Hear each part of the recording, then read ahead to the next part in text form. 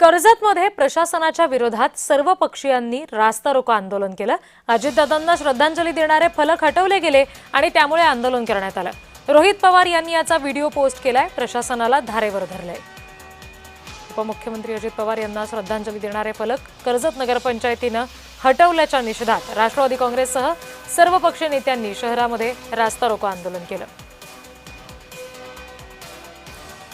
तुला वरून आदेश एक नगराध्यक्ष नाही तर राम शिंदेचा, तू राम शिंदेने ह्यासाठी आणला का इथं आमच्या जनतेच्या बरोबर बसवायला? असा माणूस असतो का? इथं जे चाललेले समाजामध्ये एकोप्याचं वातावरण ते खराब करतो का? आमचं सहकार्य तुम्हाला प्रशासनाला नेहमी, ही घटना गंभीर आहे साहेब, हा काही दुसरा रस्ता रोको नाही। अजित दादा सारखा एक राज्याचा नेता, या महायुतीत काम करणारा एक माणूस तुम्ही त्याचे बोर्ड काढायला होता। मी जाहीर निषेध करतो या ठिकाणी। सर्वच अधिकारी सर्वच नियमात राहून काम करतात असं नाही।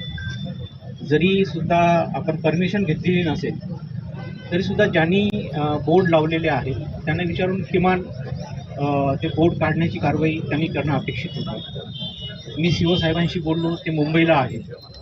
त्यांना मी हे पण बोललो की तुमच्या 3 दिवसाच्या CCTV मला पाहिजे, तर ते म्हटले मी 1-2 तासाच्या आत तुम्हाला ते CCTV उपलब्ध करून देतो।